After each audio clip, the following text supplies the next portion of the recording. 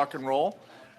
So if you have conversations, take them outside, please, s'il vous plaît. Les conversations à l'extérieur. If you please, any conversations, please take them outside the room. We're continuing our panel, and today we have, as part of the second panel, Frank Stronach, who is the founder of Magna International and founder and chairman of Stronach International. But I think he's going to talk farming and the good work he's doing in that space as well. From the Canadian Agri-Food Policy Institute, we have Dr. Al Mussel, no stranger to this committee. Great to see you back, Dr. Mussel. And avec Fermier pour la Transition Climatique, Geneviève. And we have Geneviève Rosenbacher, Farmers for Climate Change, Director of Policy. Welcome to our committee this afternoon. Statement, and I'm going to start with Mr. Stronach. Over to you for up to 5 minutes, please. Oh, you're just on mute, sir.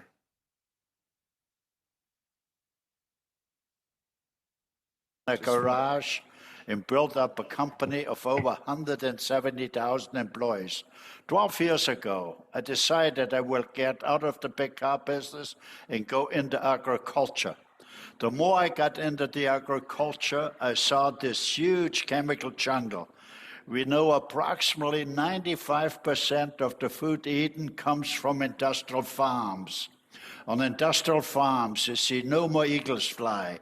For the simple reason, there are no more rabbits, no more pheasants. We kill everything. The pesticides, fungicides, herbicides gets in the air, we breathe the air.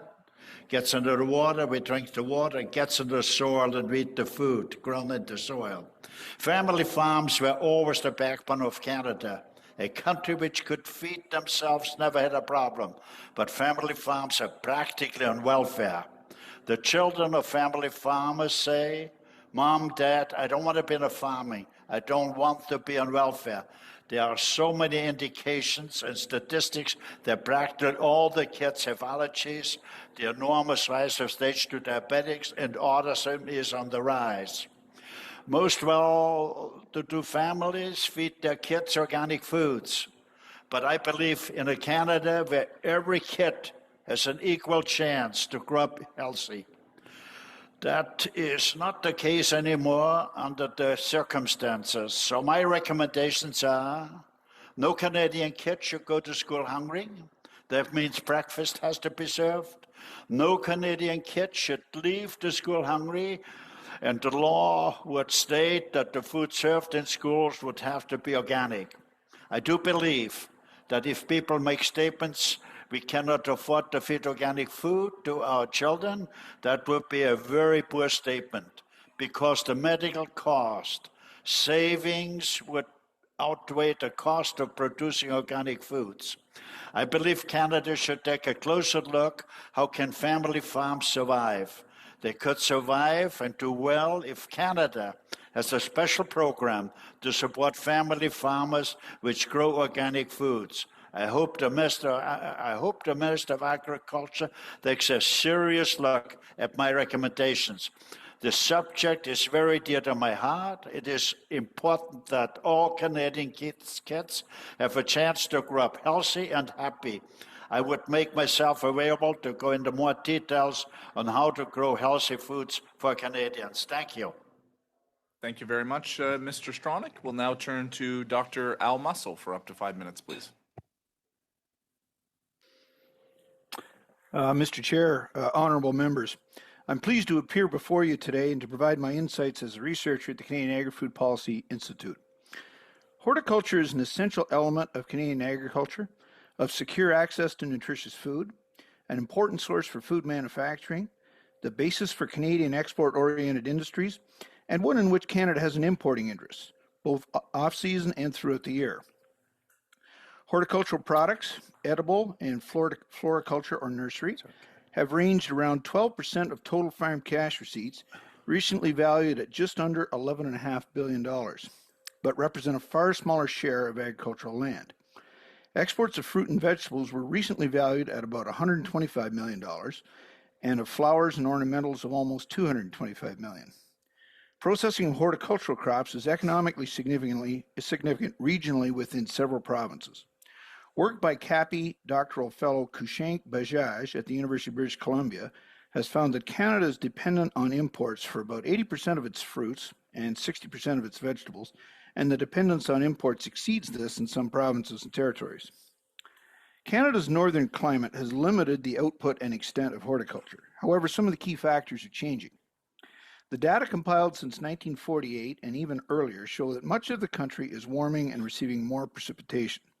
The greatest warming and increase in precipitation is in the winter and in northern Canada. But nonetheless, these changes are allowing for increased crop yields, movement of new crops into areas in which the climate has previously been unsuitable, and movement of agriculture into regions with climates that have previously been unsuitable to be farmed. It presents the prospect for growth in horticultural crops in Canada. New developments in controlled environment agriculture and/or vertical farming provide some call for optimism for Canada's ability to supply fruits and vegetables locally, including in northern regions of the country, according to another newly published report by CAPI doctoral fellows. However, this entails multiple challenges. Just as warmer and wetter promotes plant growth, it promotes crop diseases and pests, some of which have been foreign to Canada in the past but are beginning to be seen in Canada due to changes in climate and require an effective means for control. Canada will require research to support controls, enable or generate access to new crop varieties because of climate change, and the ability to expedite registrations to make these products available to growers. The meaning of warmer and wetter in terms of local windows of time with favorable weather for fieldwork needs to be better understood. It will need to be met with plans for a workforce accordingly, including temporary workers called upon to work a longer season. Crop insurance, relied upon heavily by horticulture industries to underpin investments, faces multiple challenges. It requires an adequate level of acreage and frequency of independent management in which to establish insurance programming, which can be a challenge in provinces where horticultural crops are minor. Similarly, crops that are newly introduced in a province lag in terms of availability of insurance as the data required for due diligence must be acquired and analyzed. The multilateral rules-based trade environment, which has facilitated export-oriented horticultural industries and allowed Canada to confidently meet much of its needs for fruits and vegetables through imports, is eroding. Canada has played an active role in attempts to revitalize the WTO and rules-based trade, and this should continue. However, a prudent strategy would reduce some dependence upon imports through exploration of expanded horticultural production in Canada and the challenges this entails. Thank you again for the invitation, and it's my pleasure to respond to questions. Thank you very much, Dr. Mussel. We'll now turn into the room to Ms. Grossenbacher. Over to you. Mr. Chair and members of the committee, thank you so much for having me today. I'm here representing Farmers for Climate Solution and also as Director of Policy, but also as a farmer myself. I grow vegetables actually on the outskirts of Gatineau, just on the other side of the river. My husband and I were the proud winners of Canada's Outstanding Young Farmers Award in 2021 in Quebec. FCS, Farmers for Climate Solution, is a farmer and rancher-led national coalition with 29 member organizations across the country, representing over 20,000 farmers and ranchers, all working to scale up climate solutions in agriculture. We advance policy proposals grounded in on-farm experience to better support producers in the face of climate change, and we also encourage the adoption of low-emissions, high-resilient practices via our Farm Resilience Mentorship Program. For FCS, it is clear that the horticultural sector faces unique challenges due to its high-value, diverse, and perishable crops, and the fact that BRM programs were really not designed for horticulture. Because of that, we really feel we need to act on two fronts urgently. We need to improve BRM programs to reduce risk for governments and farmers, to provide timely support to farmers, something you've just heard, and to incentivize the adoption of climate-resilient practices. We also need to double down on resourcing existing and new programs that build on farm climate resilience to prevent crop losses. We really must act now. The urgency cannot be overstated. The climate is changing faster than policy measures and BRM programs can adapt, and our sector is especially vulnerable. I wanted to share you a story from a farmer that I met recently that exemplifies just the need for action. Richard is a mixed vegetable farmer cultivating 600 acres of land in Annapolis Valley in Nova Scotia, in the writing of Mr. Chair. Last year, due to relentless rains, he lost 40% of his crops, amounting to $320,000 in damages. This level of loss is unprecedented in his 45-year career. Thankfully, Richard is amongst one of the few lucky farmers who subscribe to Agri stability. But the $80,000 he will get for that program, when he gets it, falls very short of covering his actual financial loss. So Richard now faces the really distressing challenge of having to dip into his retirement savings to have money to plant this year. This situation shows how urgent it is that we find ways to better support farmers. In a good year, horticulture farmers don't make enough money to cover bad years. Farmers like Richard should not have to underwrite the cost of crop losses due to extreme weather events. High inflation and interest rates are putting the industry's already thin margin at risk. Our sector is vulnerable and the cost of inaction is high. As Richard put it, businesses are used to taking risks, but our sector is currently on very thin ice. We are very much at risk of losing farms, and this would be terrible for our economy. It would drive food prices up and food insecurity up. Existing programs, BRM programs, fail to meet the unique needs of horticulture farmers due to several key reasons. Number one, there's a very low uptake. Horticulture farmers find that programs are not tailored to their unique needs or crop diversity. For instance, in Nova Scotia, only 14% of total acreage was covered by crop insurance in 2021. Two, premiums are often too high. For instance, for Richard, the crop insurance for crop insurance is quite prohibitive. It would cost him $40,000, nearly 4% of his gross sales, which would eat a large part of his profit margin. Number three, there's a high loss threshold, meaning that compensations are triggered at very high level of losses, leaving farmers vulnerable to most losses they experience. Number four, the coverage is inadequate and unclear. With horticulture covering over 200 different varieties and crops, farmers are uncertain about which crops are covered and what minimum land required for compensations to kick in. This is really, this disproportionately affects diversified farms. And actually, farmers that diversify to mitigate their own risk feel penalized by existing programs. Further, as you heard, farmers face long delays in getting compensated. This has a big impact on their ability to recover from their losses. So in a nutshell, horticulture producers are already at a high risk due to climate change. To boot, they don't have real safety net in place. This must change. Also, as extreme weather events become more frequent, BRM programs are becoming increasingly costly. So for instance, in 2023, crop insurance payouts in Canada reached $3.88 billion, up $1.7 billion in 2020. To tackle this issue, FCS formed a farmer-led expert task force to identify specific ways to improve BRM programs. In their 2022 report, which I would happily circulate to the committee, the task force recommends that, one, we make improvements to key programs like Agri Insurance, Agri Invest, Agri Stability to reduce risk for governments and for producers by incentivizing the adoption of climate resilient practices. Number two, we also need to make sure that BRM programs, again, you've heard this, they need to be affordable, accessible, tailored to the needs of farmers and horticulture farmers, and ensure timely compensation when disaster strikes. Number three, reforming BRM programs will not be enough. So number four, we also need to double down on invest in existing and new programs that build on farm climate resilience to prevent crop losses. Programs like the popular and oversubscribed On-Farm Climate Action Fund, the OFCAF program, are crucial examples of programs that need further investments and resourcing. We really cannot wait until 2028 when current programs expire to act. Action is needed now. On that note, thank you, Mr. Chair. Thank you very much. And you mentioned Richard. I know he's a regular participant who will watch in on committee proceedings and certainly one of the best in the country in terms of his knowledge on risk management programs, who did a lot of work. Assuming it's the same Richard, King Sance is a small place. He's done a lot of work on the Canadian horticulture. So if you're watching today, Richard, we appreciate your work. And with that, I'm going to turn it over to Ms. Rood for up to 6 minutes. Thank you, Mr. Chair. Thank you to the witnesses for being here today.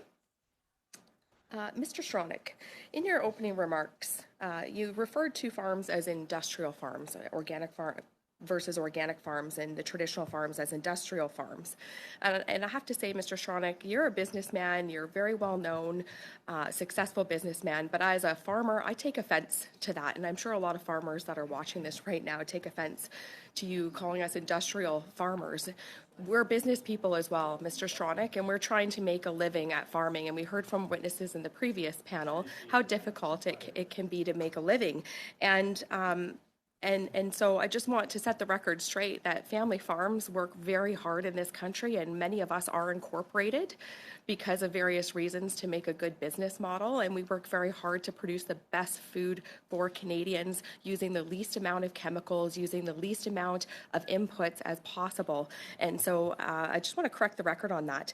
And sir, you're known for having a strong commitment to the environment and to conservation and sustainability. And we've seen this government has proposed regulations banning plastic food packaging. And we've heard of a Deloitte report that says that food waste and spoilage will increase drastically, actually by 50%, and it will increase greenhouse gas emissions by 50% from food wasted.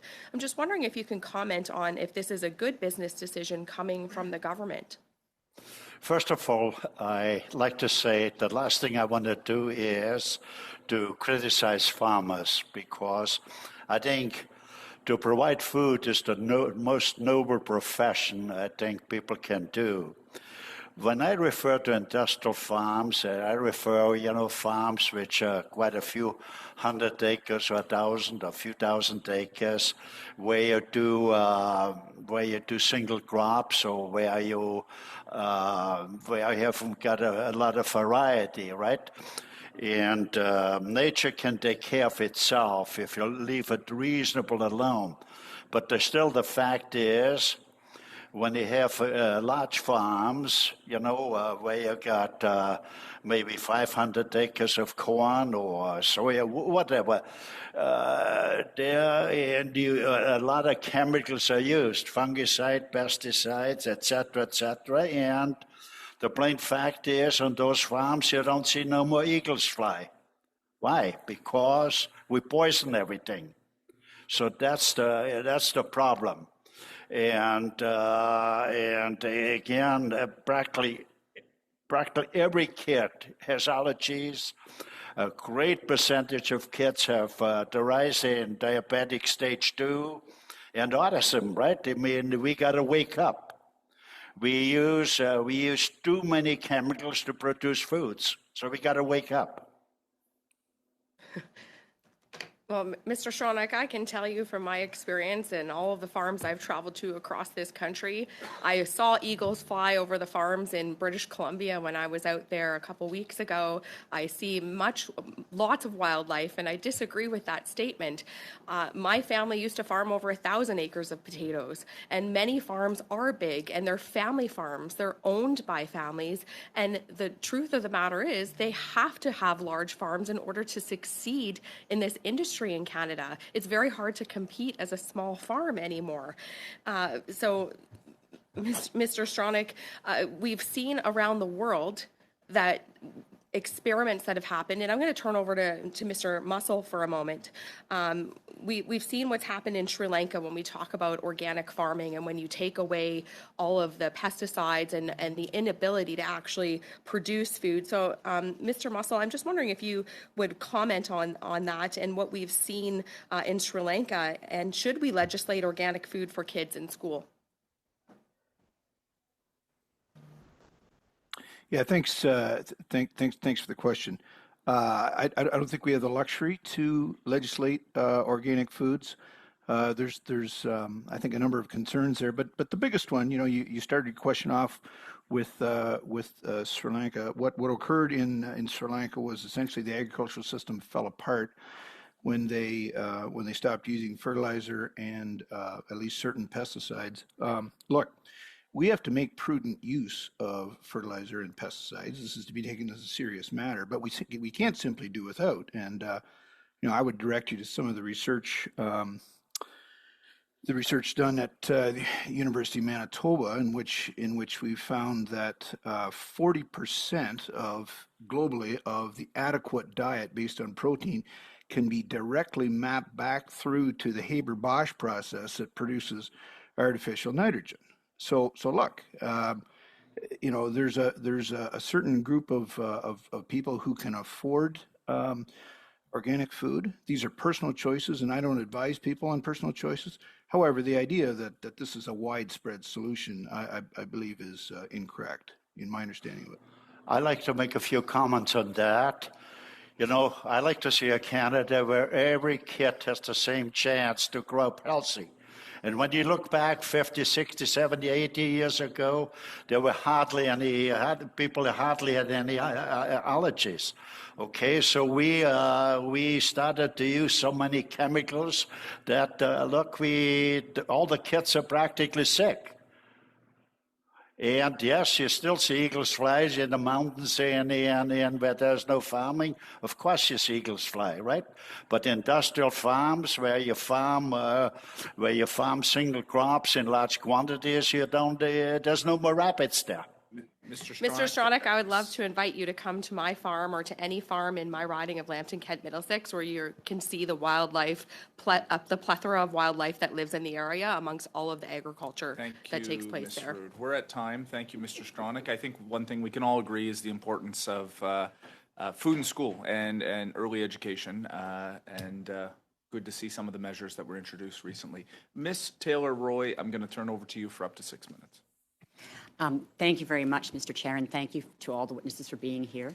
We've heard from numerous witnesses today the importance of sustainable food, local food, food security for Canada. And Mr. Stronach, I know that you've put a lot of time and effort into the foundation, GUHA, that you started to ensure that children do have access to healthy food, and I'm proud that our government has introduced a national school food policy. Could you explain a little bit when you're talking about industrial farms, what it is about those farms that you feel are problematic for childhood health, and why you think organics would be better for children? Well, first of all, in industrial farms or large farms, a lot of chemicals are used, fungicide, pesticide, etc., etc. Those are known facts. And everybody, every chef or most people, on foods where a lot of chemicals were used, they're not as healthy than organic food. And organic food you cannot grow in huge, large.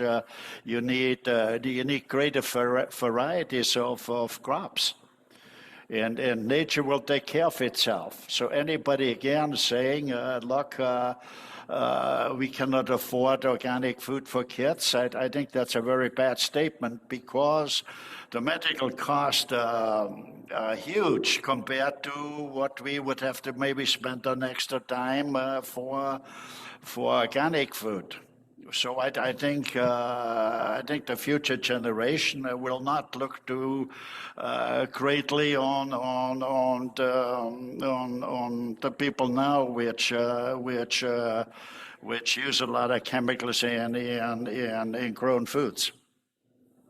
Thank you, Mr. Stronach. And I know that you are in the farming business, that you have an organic farm. And I'm wondering if you can talk about what the government can do to help with the transition, because we know we can't just cut off all fertilizers or pesticides, but that there is a transition, like in the oil and gas sector, where we have to transition to renewable sources of energy. And we heard earlier from the founder of a company called Sustain that are working on more organic fertilizers from food waste, actually. And we know there's a lot of approaches to controlling pests through natural mechanisms. So what do you think the government can do to provide leadership or to help make the transition from using more harmful chemicals to using more natural organic methods? I said early on, a country which could feed its people. You know, family farmers were always the backbone of Canada, and they could feed the Canadians, right? So it's very important. But right now, family farms cannot compete with industrial farms. And thereby, I think we could have set up a family trust fund, and whereby family farms, if they farm organic, they will get a subsidy. It's quite simple. I think we should have a great concern. I mean, the sicknesses which go, the rise of stage 2 diabetics is enormous, and autism. When you read most medical books, you could see what the problems are. So to say we cannot afford, that's the wrong statement. Because we should do everything we can that our kids have a chance to grow up healthy. And 50, 60, 70, 80 years ago, they grew up healthy in Canada. Why can't we do that now? Yes, there's more people living now, but we could utilize more farmland and grow organic food. Thank you, Mr. Stronach. And just one last thing regarding young people and keeping our farms in Canada, because we've heard a lot in this committee about young people not getting into farming, not even be able to afford it or interest in it. But I've noticed in my experience that there are a lot of young people who are interested in smaller farms, organic farms, local farms. Have you seen that as well? And how do you think we can encourage young people or support young people who want to start these kind of farms? Well, basically, we should have projects and programs where farming is cool. That farming is the most noble thing to do. I think with the right approach, we could interest a lot of young people to get into organic farming. But again, it should be recognized when you do organic farming. And I'm not speaking for myself. I don't take any government money, so I do on my own thing. But I start to accumulate a lot of experiences, and I know how difficult it is. But it takes a different approach to organic farming. You got to have smaller varieties of foods to produce, and nature will take care of itself. Thank you very much. Yeah, thank you, Ms. Taylor-Roy. Thank you, Mr. Stronach. And certainly the importance of regional and smaller farms is something this committee has focused on in terms of the backbone. I know Monsieur Parent has been a great champion in that regard. Allez-y, s'il vous plaît. Please go ahead, sir. Thank you, Chair. And thank you to the witnesses for being here today. We appreciate your presence. Ms. Grossenbacher, I have a lot of questions for you. I'll try to be efficient. You said that we need to improve our programs and we cannot wait till 2028. And you made a recommendation that's urgent to bring the people together at the table to look at this urgently. Thank you for the question. Yes, indeed. It is indeed urgent. We've heard more and more about that. And with the kinds of losses we're hearing about, it's not tens of thousands of dollars, it's hundreds of thousands in losses. There was an episode of the La Semaine Verte, a TV program a few months ago about the distress of people, vegetable growers, because of climate change and losses they have, and the programs are not supporting them. And a number of farms are now asking or thinking whether they can keep going. I have a different hat. I am in an environmental organization that provides mental health help to farmers and their families and employees. And increasingly, since last summer, almost every week, at least two farmers come to see me, and quite seriously, they say, I don't know what to do anymore. I don't know if I can keep my farm. Maybe I'm better to get out of it now before I lose my shirt. And if we don't take action now, I guarantee to you that we'll lose some farms. Fine, thank you for the clear answer. So actually, if I tell you that Agri recovery is being asked for by Quebec producers in November, they applied, and they on May 6th, there's no answer.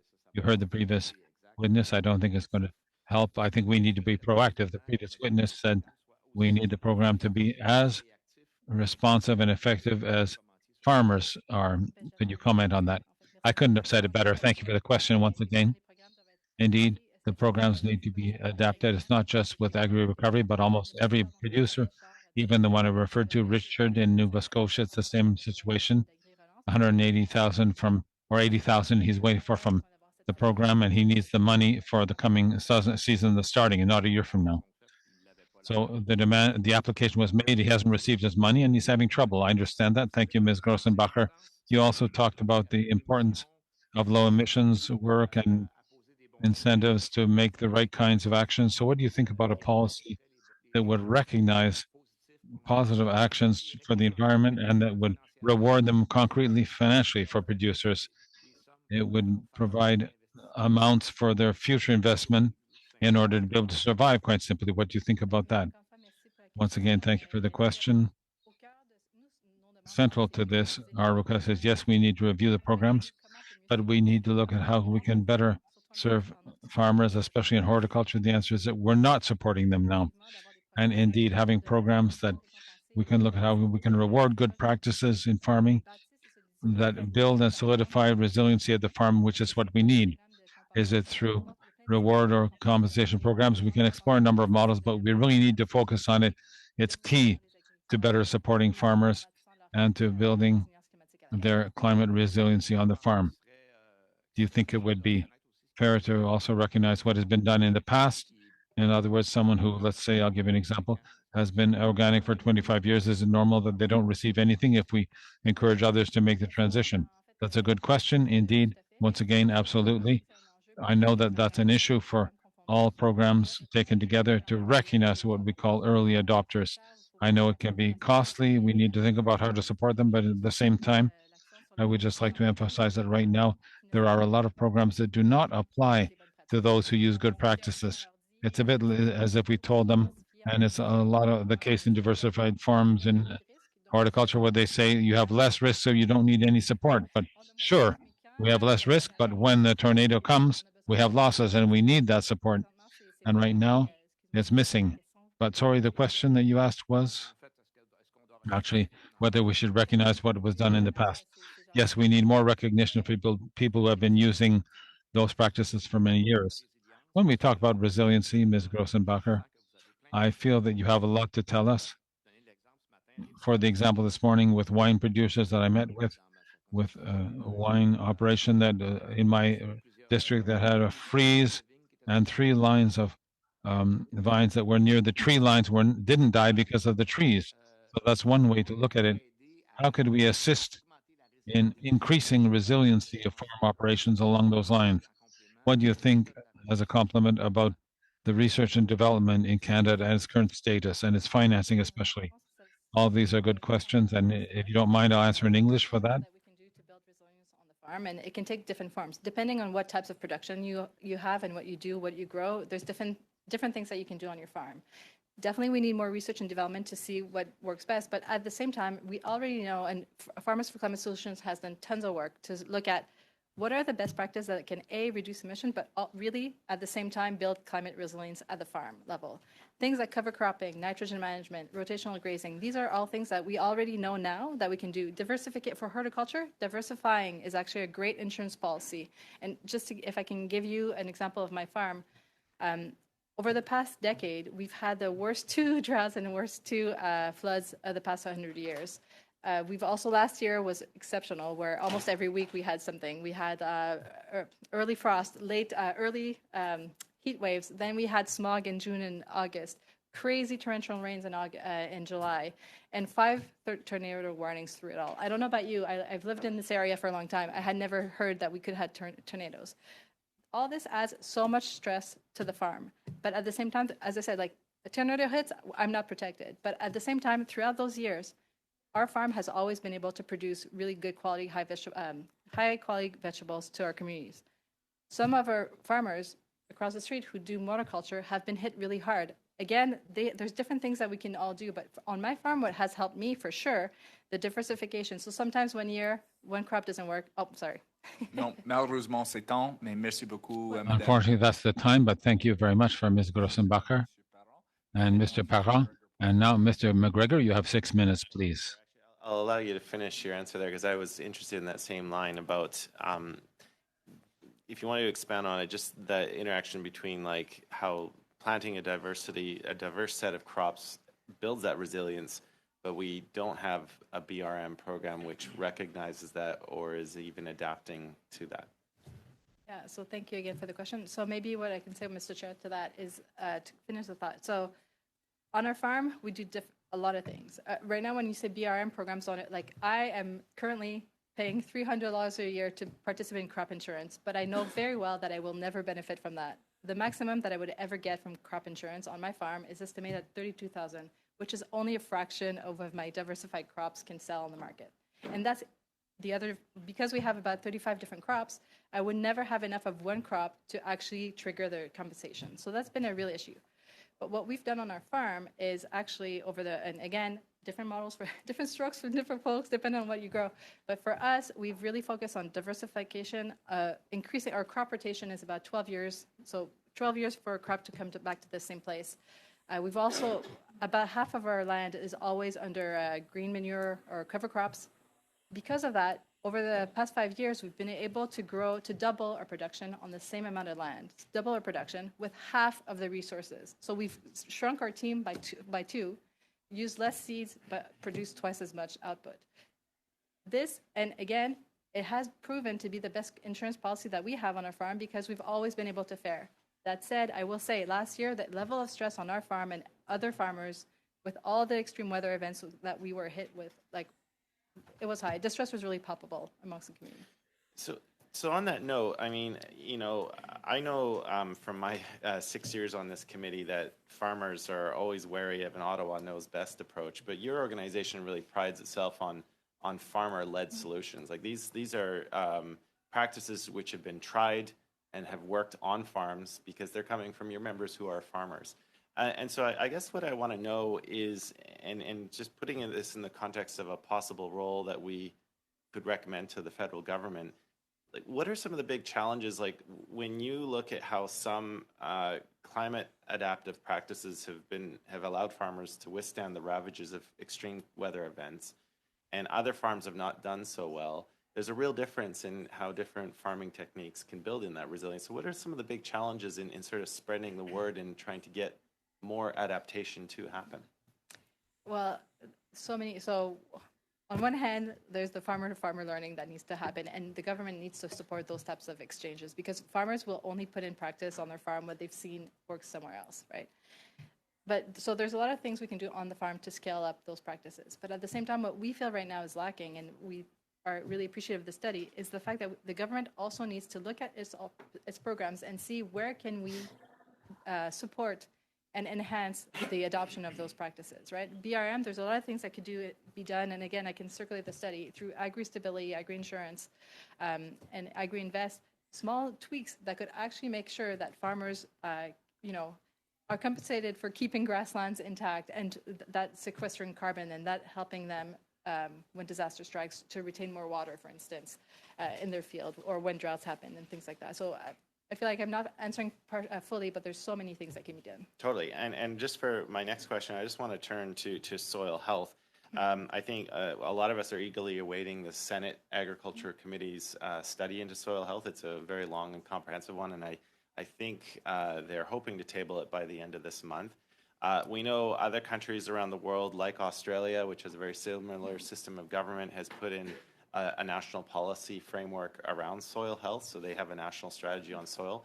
I've suggested my bill, C-203, I'm going to put a shameless plug in for it, but when you look at how particularly paying attention to the soil by promoting those carbon sequestration practices and how that allows soil to not only hold more water during a drought year, but also to soak up more water during an excess moisture event.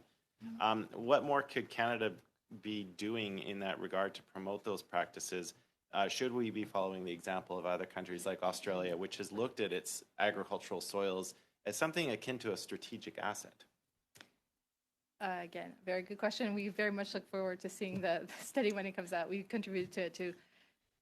Obviously, we agree that soil health is really key. Actually, climate resilience, a lot of it rests on soil health. And you've said it yourself, when you have better soil health, you'll be able to better retain water or deal with the different extremes that come your way.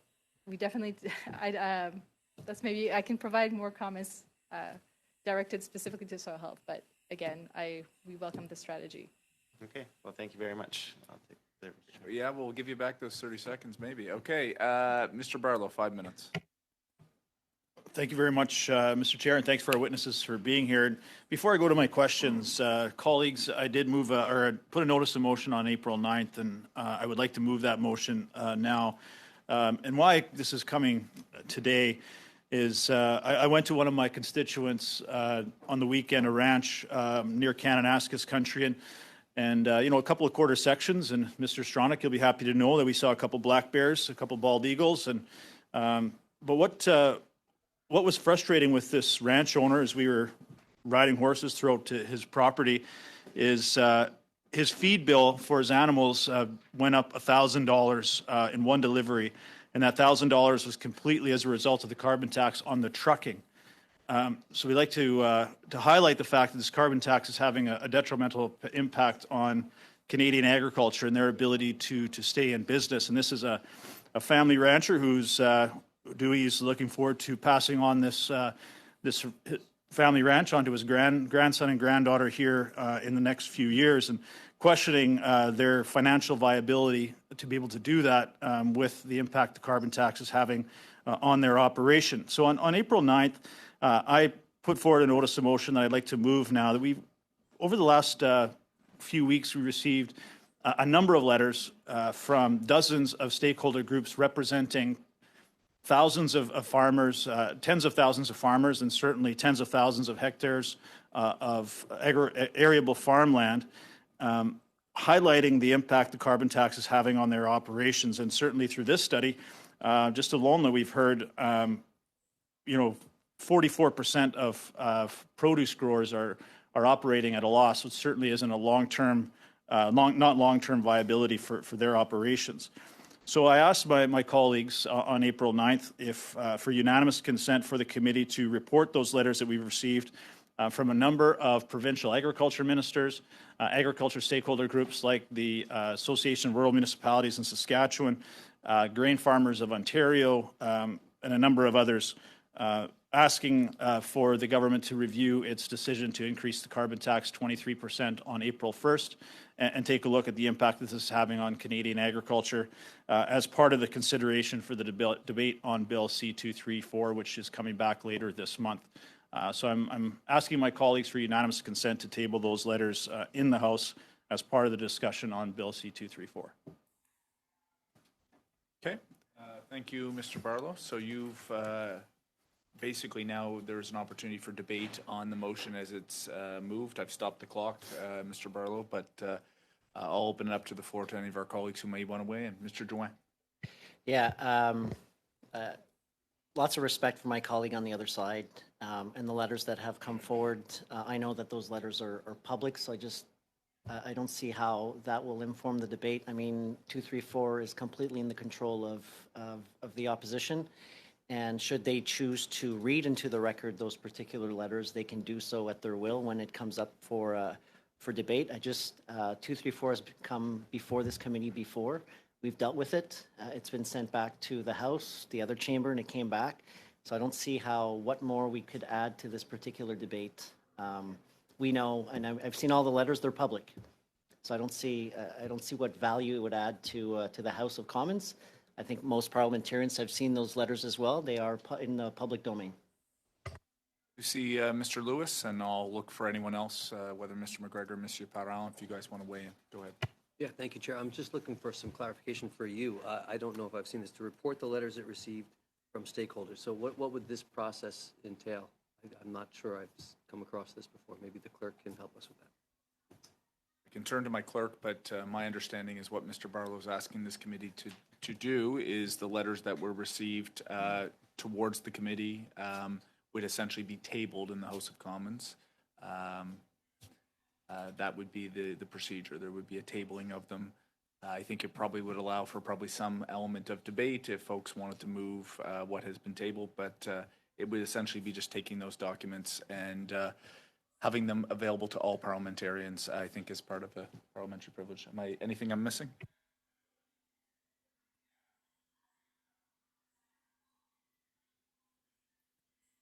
The clerk's telling me, Mr. Lewis, that she'd have to check procedurally exactly what is possible and what isn't, I guess.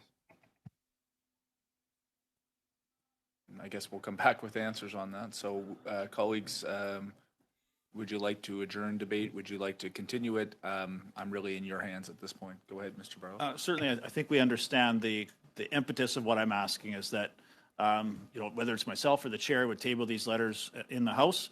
I would just like to call for a vote whether or not we would support tabling these letters, which again represent tens of thousands of our stakeholders, highlighting the impact the carbon tax is having on their operations. I would just like us to table those letters in the House of Commons to make that official, and certainly just call for a vote if everyone's good with that. I did see a hand first, though, Mr. Barlow. I'm going to go to Mr. McGregor. Thanks, Chair. I mean, my position on C234 is well known.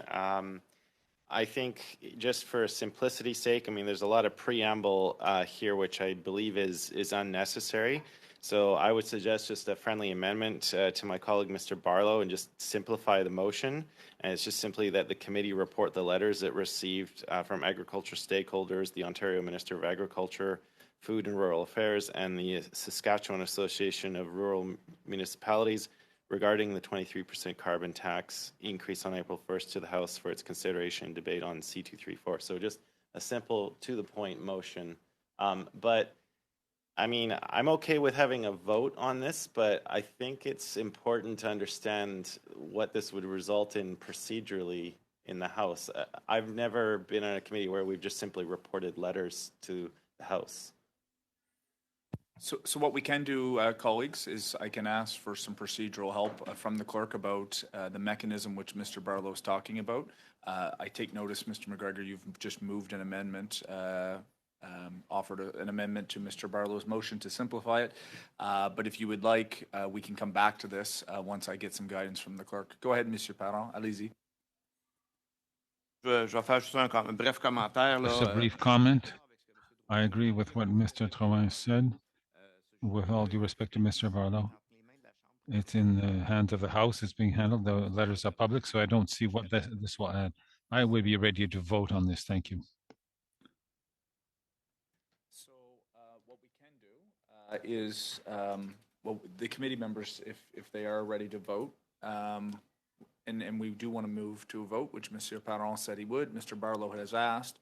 If we want, colleagues, we can vote on what Mr. McGregor has just moved, which is an amendment, up or down on that, and then we can choose up or down on what Mr. Barlow's seeking to do procedurally. Is that how you would like to proceed? Okay. Go ahead, Madam Clerk, if you could, on the amendment that Mr. Barlow moved, Mr. McGregor moved on Mr. Barlow's original motion. So, colleagues, essentially what Mr. McGregor his amendment would do is he keeps given that, and then A, that would stay, and then he goes immediately down to the bottom of the piece and goes regarding the 23% carbon tax increase on April 1st to the House for its consideration in debate on Bill C-234. That's what I had. Go ahead, Mr. McGregor, if we're wrong.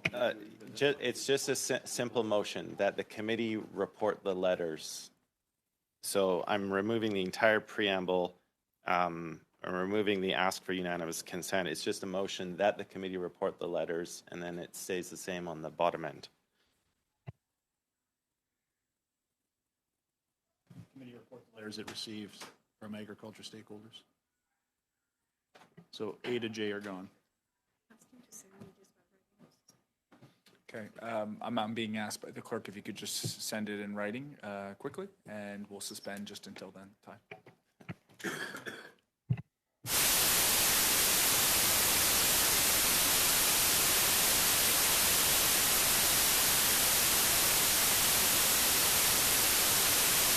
I have a commitment at 1:15, and a few other people must have the same thing. Either we could delay the vote till next time, or we can move ahead. So we still have a certain amount of time. Mr. McGregor works pretty quickly, so we'll just wait for about 60 seconds for him to get to the clerk, and we'll go from there.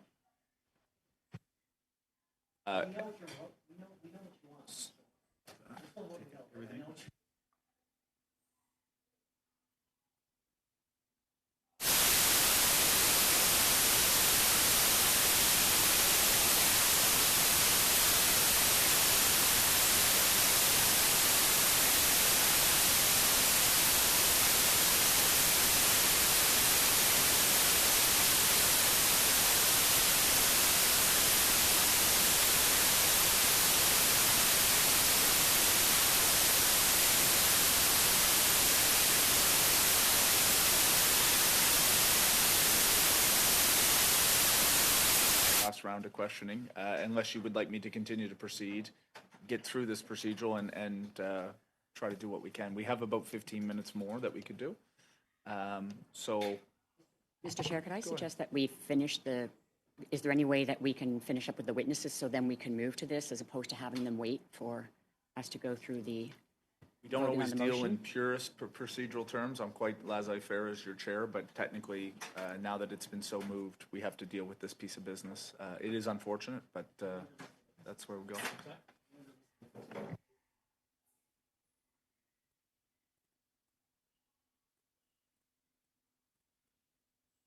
Okay, I'm going to read this to you, colleagues. We're back. That the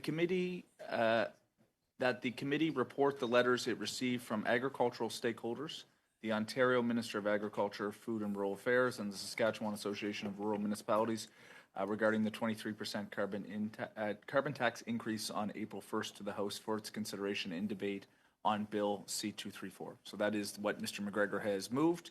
We're going to proceed to a recorded vote. On the amendment, go ahead. Monsieur Drouin. No. Monsieur Cheng. No. Monsieur Lewis. No. Monsieur MacDonald. Madame Tetterroy. No. Monsieur Barlow. Yeah. Monsieur Lew. Oui. Madame Rood. Oui. Monsieur Epp. Oui. Monsieur Perron. Non. Monsieur McGregor. Monsieur McGregor. Yes. Ultimately, the motion has, the amended motion has failed, so we can go back to the main motion. We can repeat this if you want, colleagues, or if you think it's going to be a similar voting pattern, we can just move on. How would you like to? Record a vote, Mr. Barlow, or not? Okay, go ahead again. Monsieur Drouin. No. Monsieur Cheng. No. Monsieur Lewis. No. Monsieur MacDonald. Madame Tetterroy. No. Monsieur Barlow. Yes. Monsieur Lew. Oui. Madame Rood. Yes. Monsieur Epp. Yes. Monsieur Perron. No. Monsieur McGregor. Gentlemen, and give up your 2 minutes. I abstain. Going to,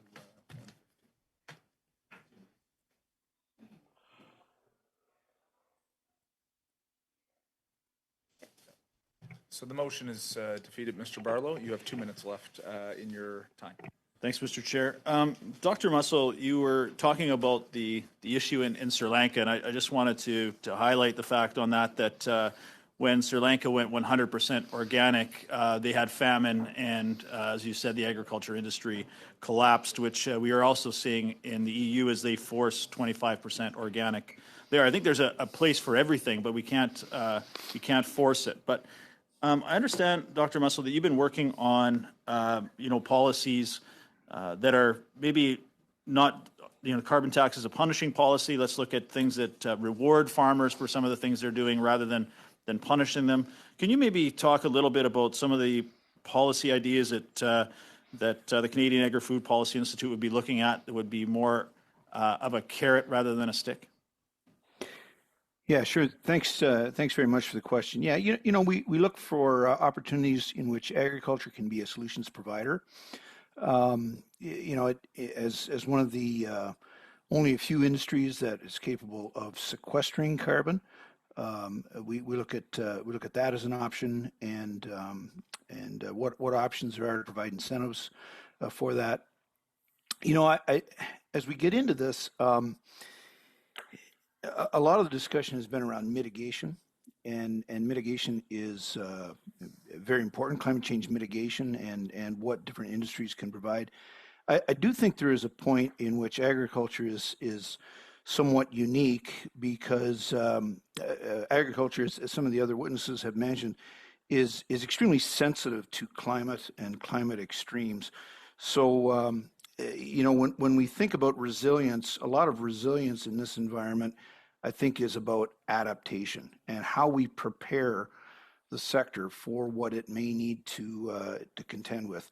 And I think a pretty aggressive research and development agenda that would pursue that type of resilience around adaptation and look for opportunities for mitigation within that. But it strikes me as pretty clear that adaptation is the most critical and acute need.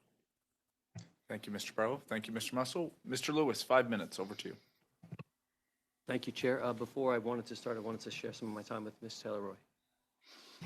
Thank you, Mr. Lewis. And I just wanted to say something to Mr. Stronach because I failed to say it in my last session, and that is just to thank you because there are numerous people at your stage and age, Mr. Stronach, with your success, would not be this passionate about the kind of vision that you have for our country. And I want to thank you for caring deeply about our environment, future generations, and our country. And just to say that, you know, we need more people with vision and that see that the way things are not the way things have to be. Helen Keller said the only thing worse than being blind is having sight but no vision. And so thank you for your vision and for what you've done for our country. And I do want to thank all our witnesses for being here. Maybe Ms. Grossenbacher from the Farmers for Climate Solutions. I'll start with you. First, congratulate you on your Outstanding Young Farmer Award in Quebec, and obviously through today's testimony, it's well-deserved. Farmland needs to be preserved, and for that to happen, we need to know how much farmland we have, because once it's gone, it's gone. So what impact does data collection practices have on policy options? How important is it to measure our land inventory, our soil surveys of rural Canada, to understand more about the land that we need to protect? What steps can we take to address these data limitations? No, again, I appreciate the question. And of course, farmland is really important. It's like the main resource that we can grow food on. So we absolutely need to protect it more. We're losing it too quickly. For sure, data is key to making sure we to better, to have a répertoire of what we have. Have an inventory. And also to better understand with climate change, different soils have different capacities to sequester carbon, and with time and what types of practices work on those soils to make sure that we have the best climate adaptation potential is really important. So we do need data strategies for sure. And the good on data, it's such a big topic, but on data itself, there's a lot of data that we already have in terms of, for instance, knowing what are the best practices that reduce or that help adapt to climate change. So that we have, but what it is lacking, farmland. Where is the best farmland? How can we protect it? Different soil types, how can we help us better adapt to climate change? Would you say that data exists a bit in silos, and that's a difficult way to aggregate it? For sure. So we've definitely been proning also to have different, to make sure that different governments and the government and industry work together hand in hand to better support, to better merge that data. With data then comes all these questions of who accesses data and what purpose. So, you know, there are questions for farmers, or farmers are scared that the data will be used against them or not have access to that data. So we need to make sure that data is accessible, but definitely. I thank you. I've got such limited time. I'm going to switch to Dr. Mussel from the Canadian Agri-Food Policy. Start my questioning with one of the most important resources of all, which is water. And especially with climate change, water management is more important than ever. So I'd like to ask you about watershed management, the use of land, forest, water resources in ways that don't harm plants and animals living there. What role do watersheds play in better understanding and managing our water resources for agriculture? You know, throughout many parts of the country, we do have watershed management units. So, for example, in Ontario, where I live, we have conservation authorities that manage landscapes according to a watershed level. You know, we know that with the warming of the climate, the atmosphere will have a greater capacity to hold moisture, and therefore also to release it suddenly. So I think planning at a watershed level it always was important. I think it's just all the more important. And what resources, research initiatives or projects have you undertaken to improve water management practices, specifically in agriculture? We've just come off a project that looks at different aspects of water management in Canada. The most recent piece on the prospects for irrigation in Western Canada. I think when we think about water, irrigation, conservation, another aspect that we have to bring in here is scarcity. And when we're talking about horticulture, we're talking about climate change. I think an important Et element lorsque nous of our réfléchissons, mindset needs to be scarcity. So we do have global scarcity in farm and food products globally. Canada's in a fairly fortunate position, but we have to go full circle from sustainability, which includes water management and how we handle soils and so on, around to scarcity, and that's different. Thank you, Dr. Muscle. Yeah, I apologize. We're over time. I try to be generous, but maybe that's my sin here as your chair. Maintenant, Monsieur Parent, 2 minutes 30 seconds. And now, Mr. Parent, 2 minutes and 30 seconds. Thank you, Chair. My apologies to the witnesses for the time lost today. Unfortunately, I have other commitments, so I will not ask further questions, but I encourage the witnesses to send in additional material in writing to the committee if they didn't have time, out of respect for their availability that they made available to us. Thank you. Thank you, Mr. Parent. And I know Mr. McGregor has ceded his last 2.5 minutes. So on behalf of the committee, let me thank our witnesses here for the second panel, Ms. Grosson Baker or Bacher? Am I saying it right? Bacher? Okay, great. And I have Mr. Stronach and Dr. Al Muscle. Thank you for your contributions to agriculture, for your testimony here today. Colleagues, we will not be sitting on Thursday. We will be back after the break to study around H5N1 is something that we're seeing south of the border, and we want to make sure that we have a meeting to ensure that we have proper protocols going on here in Canada so that